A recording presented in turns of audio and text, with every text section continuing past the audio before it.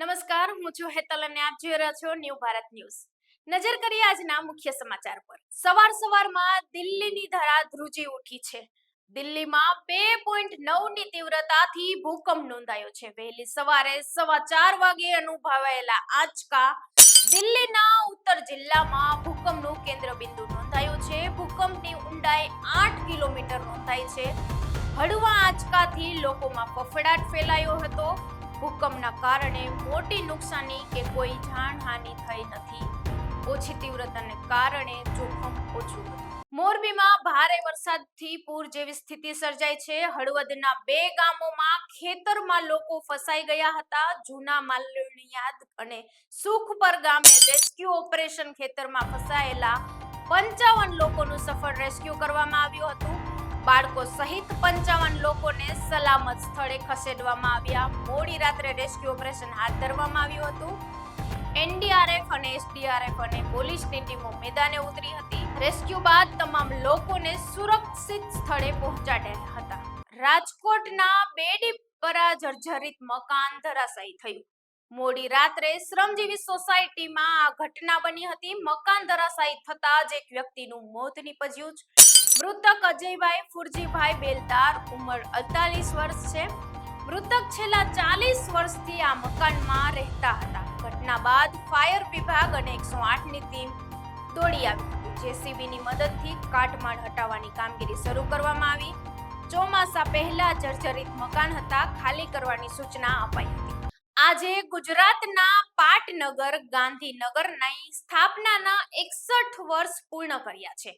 2 August 1965 ના રોજ સ્થાપના પામેલું ગાંધીનગર આજે માત્ર રાજધાની નહીં, પરંતુ સુઆયોજિત શહેરી વિકાસ, હરિયાળી અને આધુનિક ઇન્ફ્રાસ્ટ્રક્ચરનું આગવું મોડેલ બની ગયું છે. આવો જોઈએ ગાંધીનગરની 61મી વર્ષની ગૌરવ સફર. ગાંધીનગરના નિર્માણ વખતે વિખ્યાત અમેરિકન સ્થાપત્યકાર લુઈ કાનને $1,00,000ની ફી સાથે જોડાવાનો પ્રસ્તાવ મુકાયો હતો, પરંતુ તત્કાલીન સરકારે ભારતની રાજધાનીનું આયોજન ભારતીય હાથોથી જ કરવાનો ગંભીર નિર્ણય લીધો.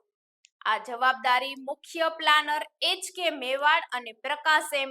આપ્ટેને સોંપાઈ, જેમણે ચંડીગઢમાં લી કોર્બુસિયર સાથે કામ કર્યું હતું. તેમણે પશ્ચિમી વિચારને બદલે ભારતીય નગર આયોજન અને ગાંધીજીના વિચારોને કેન્દ્રમાં રાખ્યા. 1 કિલોમીટર ગ્રીડ, ટકાવારી મુજબ રસ્તાઓ અને 30 સેક્ટર સાથે આકાર પામેલું આ શહેર શરૂઆતમાં 14,000ની વસ્તીથી શરૂ થઈને આજે લાખો લોકોને સમાવી રહ્યું છે. મૂળ માસ્ટર પ્લાનમાં રહેલા ગાંધી સ્મારકને અભાવને પાછળથી મહાત્મા મંદિર દ્વારા પૂરું કરાયું. મૂળ પ્લાન મુજબ ગાંધીનગરનો વિકાસ અમદાવાદથી દૂર ઉત્તર પશ્ચિમ દિશામાં કરવાનો હતો, જેથી તે અમદાવાદની છાયામાં ન દબાઈ જાય. ગ્રીન સિટીથી શરૂ થયેલી આ સફર આજે ગિફ્ટ સિટી, મેટ્રો કનેક્ટિવિટી અને ગ્લોબલ ઇન્ફ્રાસ્ટ્રક્ચર સુધી પહોંચી છે. ધુળિયા શહેરથી ગ્લોબલ સિટી બનવા સુધીની આ યાત્રા ગુજરાતીઓની આયોજન શક્તિ સાબિત કરે છે. 61 વર્ષની આ સફર આપણને શીખવે છે કે દીર્ઘદ્રષ્ટિથી કરેલું ટાઉન પ્લાનિંગ આવનારી પેઢી માટે વરદાન સાબિત થાય છે. રાજકીય ધબકારા અને હરિયાળી ધરાવતું ગાંધીનગર આજે વિશ્વ સામે ભારતીય ટાઉન પ્લાનિંગનું શ્રેષ્ઠ ઉદાહરણ બનીને ઊભું છે. નર્મદા જિલ્લામાં અનરાધાર વરસાદ અને રેડ એલર્ટની ગંભીર પરિસ્થિતિ વચ્ચે આરોગ્ય તંત્ર દ્વારા માનવતા અને સતર્કતાનું ઉત્કૃષ્ટ ઉદાહરણ પૂરું પાડતા ઓપરેશન સેફ ડિલિવરી અભિયાન હાથ ધરવામાં આવ્યું હતું. ભારે વરસાદને કારણે સંપર્ક વિહોણા બની શકે તેવા વિસ્તારોમાંથી આરોગ્ય ટીમ દ્વારા 142 જેટલી સગર્ભા બહેનોને ઓળખ કરી અને સર્વે હાથ ધરવામાં આવ્યો હતો. આ આગોતરા આયોજનના ભાગરૂપે ગત 72 કલાક દરમિયાન 101 સગર્ભા મહિલાઓને સુરક્ષિત રીતે નજીકના આરોગ્ય કેન્દ્રમાં શિફ્ટ કરવામાં આવી હતી. આરોગ્ય વિભાગની આ સમય સૂચકતાના પરિણામે 25 સગર્ભા બહેનોને હોસ્પિટલ ખાતે સુખદ અને સફળ પ્રસૂતિ કરવામાં આવી. હાલમાં તમામ 25 નવજાત શિશુઓ અને તેમની માતાઓને સંપૂર્ણપણે સ્વચ્છ અને સુરક્ષિત છે. 108 એમરજન્સી સેવા અને આરોગ્ય વિભાગની આ સહાયનીય કામગીરી બદલ અસરગ્રસ્ત પરિવારો તંત્રનો આભાર વ્યક્ત કર્યો છે. ગુજરાત રાજ્ય અને નર્મદામાં જે હેવી રેનનું ફોરકાસ્ટિંગ હતું એ મુજબ આપણે માનનીય કલેક્ટર સાહેબની સૂચનાથી એક્સપેક્ટેડ ડેટ ઓફ ડિલિવરી જે બહેનોની 15મી ઓગસ્ટ સુધીમાં જે ડિલિવરી આવતી હતી એમાં 142 બહેનો હતી અને એ પૈકી તમામ આપણા આરોગ્ય સ્ટાફ, મેડિકલ ઓફિસરશ્રી અને 108ની ટીમ દ્વારા આ બહેનોને આપણે જે તે ફેસિલિટી જેમ કે GMERS medical college, SDH Dediapada, Gadheshwar CSC Sagbara Chikda અને તિલકવાડા અને તેમજ અમુક PSC ખાતે આપણે શિફ્ટ કરી હતી. આ બહેનોને 101 બહેનો હતી જેની ગઈકાલ અને આજ સુધીમાં આપણે શિફ્ટ કરી છે. તે પૈકી 25 બહેનોની ગઈકાલે અને આજે ડિલિવરી થઈ ગઈ છે. તમામ બહેનોની ડિલિવરી સારી રીતના થઈ છે અને માતા અને બાળક બંને સ્વસ્થ અને સુરક્ષિત છે. એ જોવા જઈએ તો આપણે આ પૈકી ગઢેશ્વર તાલુકામાં 6 ડિલિવરી, નાંદોદ તાલુકામાં 6 ડિલિવરી, ડેડિયાપાડામાં 1, ચિકદામાં 5, સાગબારામાં 4 અને તિલકવાડામાં 3 ડિલિવરી થઈ ગઈ છે. હાલ એ બહેનો દવાખાનામાં દાખલ જ છે અને જ્યાં સુધી એમને જે પ્રોપર જે ડિસ્ચાર્જ હોય છે એ કરવાનો થાય છે એ બધું ચેક કરીને જ આપણે ડિસ્ચાર્જ કરીશું. નમસ્તે, આજે છે મારા મોટા બેન છે અને એમની આ અઠવાડિયામાં ડિલિવરીની ડેટ આવતી હતી અને ભારે વરસાદ અને પૂરના કારણે આરોગ્ય કેન્દ્રની ટીમ અમારા ઘરે આવી અને અમને સમજાવ્યા અને પછી અમે આ ગરુડેશ્વર હોસ્પિટલમાં એડમિટ થયા અને એમની ખૂબ સારી રીતે ડિલિવરી થઈ ગઈ છે અને બાળક અને માની બંનેની તબિયત ખૂબ સારી છે અને એ બદલ અમે આરોગ્ય કેન્દ્રનો ખૂબ આભાર માનીએ છીએ. કચ્છ જિલ્લાના અંજારમાં કોંગ્રેસ સમિતિના મંત્રી દિનેશ માતા પર અંદાજે 10 જેટલા લોકોને તોફાની ટોળાએ અચાનક જાનલેવા હુમલો કર્યો. હુમલાખોરોએ ધોકો અને લાકડાઓ જેવા ઘાતક હથિયારો વડે કોંગ્રેસના નેતાને બેફામ ઢોર માર્યો હતો, જેમાં તેઓ ગંભીર રીતે ઈજાગ્રસ્ત થયા છે. આ હુમલાની ઘટનાની CCTV ફૂટેજ પણ સામે આવ્યા છે, જેમાં તોફાની ટોળું હુમલો કરતું સ્પષ્ટપણે જોઈ શકાય છે. CCTV ફૂટેજ સામે આવ્યા બાદ અંજારના સ્થાનિક રાજકારણમાં ભારે ખળભળાટ મચી ગયા છે. બનાવની જાણ થતાં જ પોલીસ કાફલો ઘટના સ્થળે પહોંચ્યો હતો. હાલ અંજાર પોલીસ CCTV ફૂટેજના આધારે હુમલાખોરો સામે ગુનો નોંધી આગળની કાનૂની તપાસ અને આરોપીઓને ઝડપી પાડવા માટે ધમધમાટ શરૂ કર્યો છે.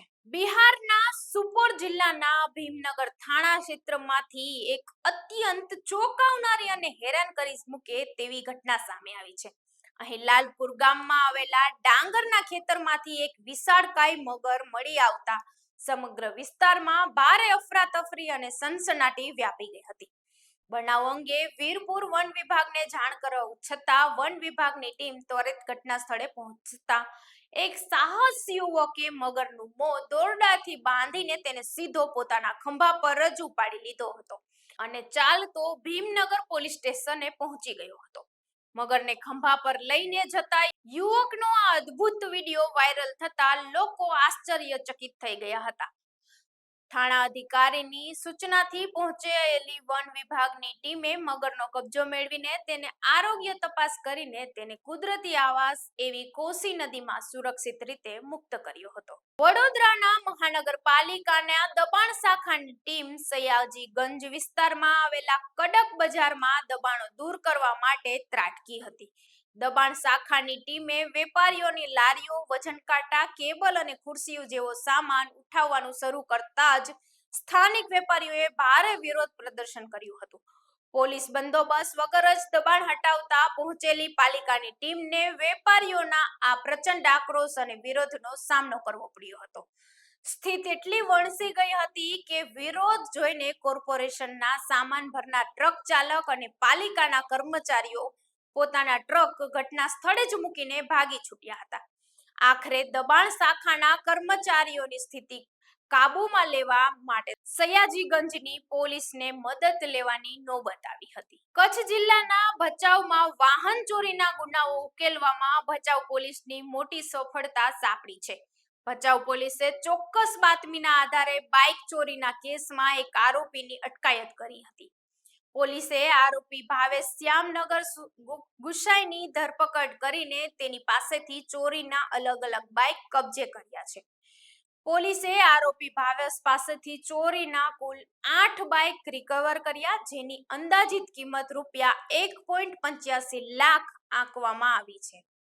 ભચાઉ પોલીસે તમામ ચોરાયેલા વાહન જપ્ત કરીને આરોપીએ આ બાઇક કયા વિસ્તારોમાંથી ચોર્યા હતા અને તેની સાથે અન્ય કોઈ સાગીરીતો સંડવાયેલા છે કે કેમ તે દિશામાં વધુ ઊંડાણપૂર્વક તપાસ હાથ ધરી છે.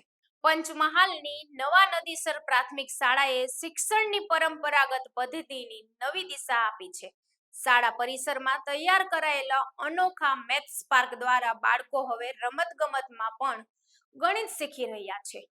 આકારો, માપન, નંબર લાઈન અને એકેબસ જેવી એબેક્સ જેવી પ્રવૃત્તિઓથી વિદ્યાર્થીઓ ગણિતને અનુભવ સાથે સમજી રહ્યા છે. શિક્ષકોની નવી પહેલ અને સ્થાનિક કારીગરોની સહયોગથી તૈયાર થયેલું આ પાર્ક વિદ્યાર્થીઓમાં ગણિતનો ડર દૂર કરી રહી છે. અનુભવ આધારિત શિક્ષણના આ મોડેલથી શાળાને પીએમ શ્રી મોડેલ સ્કૂલ તરીકે પણ ઓળખ આપવામાં આવી છે. સરકારી શાળામાં નવીન શિક્ષણનો આ પ્રયોગ અને અન્ય શાળાઓ માટે પણ પ્રેરણારૂપ બન્યો છે. પંચમહાલના નવા નદીસર પ્રાથમિક શાળાઓમાં શિક્ષણમાં અનોખી પહેલ કરી છે. અહીં તૈયાર કરાયેલા મેથ્સ પાર્કમાં બાળકો રમતગમતમાં ગણિતની વિવિધ સિદ્ધાંતો શીખી રહ્યા છે.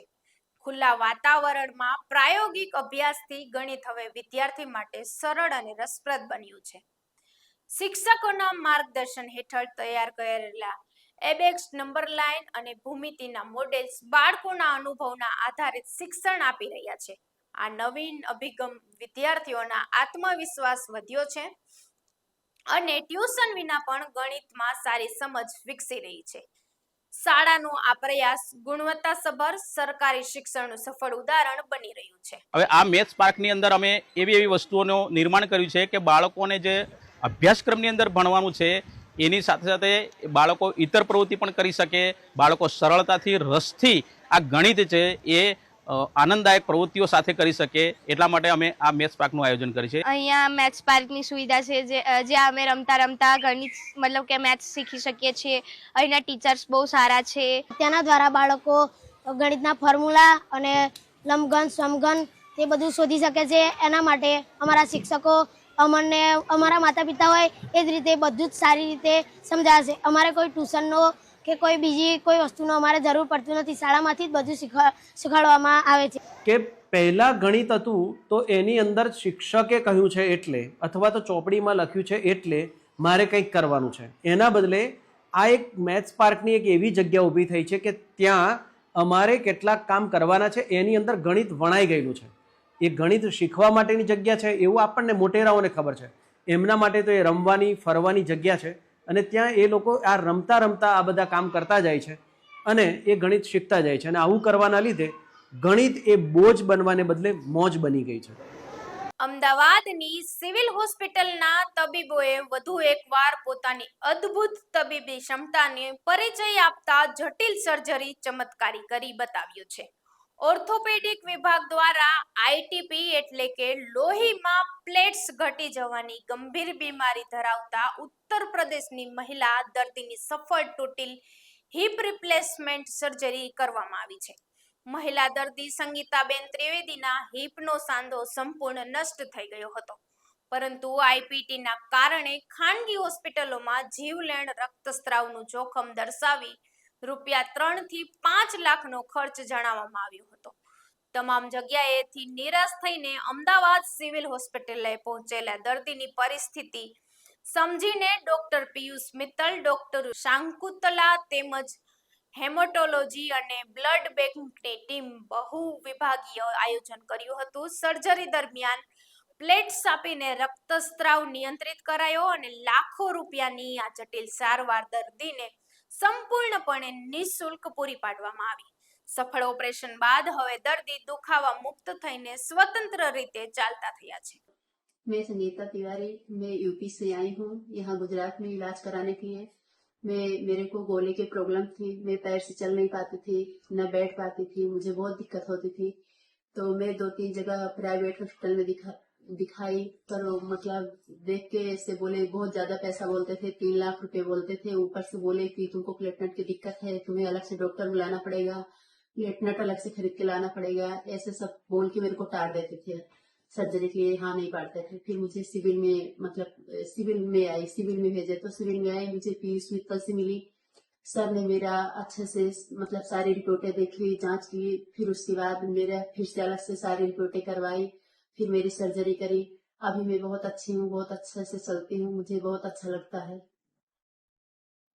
सर हमारे रोज आते थे, राउंड पे आते थे और ड्रेसिंग वगैरह अच्छे से होता था। सब मतलब बहुत अच्छे से केयर किया कि अभी मैं बहुत अच्छी हूँ, बहुत अच्छे से मतलब मुझे बहुत अच्छा लगता है, चल लेती हूँ अच्छे से, मुझे कोई दिक्कत नहीं है। અમારા યુનિટમાં સંગીતા તિવારી કરીને પેશન્ટ દાખલ થયા હતા. એમને આઈટીપી નામની બીમારી છે. આઈટીપી એટલે ઇડિયોપેથિક થ્રોમ્બોસાઇટોમેટિક પર્પ્યુરા. એ બીમારીમાં પ્લેટલેટ કામ કરવાનો ઓછો થઈ જાય છે. એના લીધે સ્ટીરોઇડ આપવું પડે દર્દીને. આ સ્ટીરોઇડને લીધે એમનો બંને બાજુનો બોલ જે હિપના થાપા જે કહેવાય આપણે હિપ જોઈન્ટ કહેવાય એ ખરાબ થઈ ગયા હતા. એની સારવાર રિપ્લેસમેન્ટ સિવાય કંઈ ન હોય એટલે એ દર્દી ઘણી બધી જગ્યાએ ફરીને જ્યાં એમને બહુ પૈસા કીધા છે અહીંયા આવ્યા. ઓપરેશન અમે કરવા તૈયારી રાખી. એમાં ઓપરેશન જે રૂટીન થાય છે એમાં અમે હિપ રિપ્લેસમેન્ટ કર્યો, પણ એમાં મેઇન અગત્યની વસ્તુ એ હતી ઓપરેશનમાં કે આવા પેશન્ટમાં જ્યારે લોહી યા બ્લીડિંગ થાય તો પ્લેટલેટ કાયમી કામ ન કરતા હોય એને લીધે બહુ બ્લીડિંગ થઈ શકે. એક્સેસિવ બ્લીડિંગના કોમ્પ્લિકેશન સાથે પેશન્ટને દુર્દશા થઈ શકે, આગળ જઈને પેશન્ટને ઇન્ફેક્શન થઈ શકે, એ ઘણા બધા એમને કોમ્પ્લિકેશન થાય. એટલે આ સર્જરીમાં અમારી એનેસ્થેસિયા ટીમના પ્રોફેસર ડોક્ટર શકુંતલાબેન એમની ટીમ ને 6 યુનિટ એમને પ્લેટલેટ આપવામાં આવ્યા, ત્યારે એમનો સફળ ઓપરેશન અમે કરવા મળ્યા. આજે આ પેશન્ટ બહુ ખુશ છે, ચાલતા ફરતા થઈ ગયા છે. જેને એવું ઉમ્મીદ નહીં હતી કે એનો કંઈ થઈ શકે, કોઈ ઓપરેશન કરવા તૈયાર નહીં હતા, એ ઓપરેશન સફળ રીતે મફતમાં અહીંયા સિવિલમાં અમારી જોડે કરવામાં આવ્યો છે. ધાંગધ્રામાં અતિ ભારે વરસાદની આગાહી વચ્ચે વોર્ડ નંબર 5 માં પાણી ભરાવાની સ્થિતિ સર્જાઈ હતી. નાળા પાસે આવેલા DCW કંપનીની દિવાલ તૂટી જતા આસપાસના વિસ્તારમાં પાણી ફરી વળ્યું હતું. પાણીનો પ્રવાહ વધતા નાળા પાસે નગરપાલિકાના કર્મચારીઓ અને DCW કંપનીના કેટલાક કામદારો ફસાયા હતા. સ્થિતિને ધ્યાનમાં લઈને સ્થાનિક યુવાનો દ્વારા બચાવની કામગીરી હાથ ધરવામાં આવી હતી. યુવાનોએ નાળા ઉપર દોરડું બાંધીને ફસાયેલા કર્મચારીઓ અને કામદારોને એક પછી એક બહાર કાઢ્યા હતા. ત્યારબાદ તમામ લોકોને સલામત સ્થળે ખસેડવામાં આવ્યા હતા. ભારે વરસાદની આગાહી વચ્ચે નાળા અને નીચાણવાળા વિસ્તારોમાં પાણી ભરાવાની સ્થિતિને લઈને તંત્ર દ્વારા પણ નજર રાખવામાં આવી રહી છે. વોર્ડ નંબર 5 માં દિવાલ તૂટવાની ઘટનાને પગલે પાણીનો પ્રવાહની અસર જોવા મળી હતી. હાલ બચાવ કામગીરી બાદ ફસાયેલા તમામ લોકોને સુરક્ષિત સ્થળે ખસેડવામાં આવ્યા છે. પાટણના કોલેજ રોડ પર લીમડો ધરાશયી થતા 3 વાહન દટાયા છે. અચાનક લીમડો રસ્તા પર પડતા વાહનને તેની નીચે દટાઈ ગયા હતા. લીમડાની એક ડાળી અને થડ વીજ ટ્રાન્સફોર્મર પર પડતા વિસ્તારમાં વીજ પુરવઠો પણ ખોરવાયો હતો. ઘટનાની જાણ થતા ફાયર બ્રિગેડની ટીમે તાત્કાલિક સ્થળ પર પહોંચી હતી. ફાયર બ્રિગેડ દ્વારા રસ્તા પરથી લીમડાને હટાવવાનો અને દટાયેલા વાહનોને બહાર કાઢવાની કામગીરી હાથ ધરવામાં આવી છે. નવસારીમાં પૂરનું વિકટ પરિસ્થિતિ વચ્ચે યુવાનોના જોખમી સ્ટન્ટના વિડીયો સામે આવ્યા છે. મિથિલા નગરી પાસેના પુલ પરથી કેટલાક યુવાનો પૂરના ધસમસતા વહેણમાં કૂદકા મારતા જોવા મળી રહ્યા છે. પૂરના પાણીમાં સ્વિમિંગની જેમ કૂદકા મારતા યુવાનોના વિડીયો સોશિયલ મીડિયા પર વાયરલ થઈ રહ્યા છે.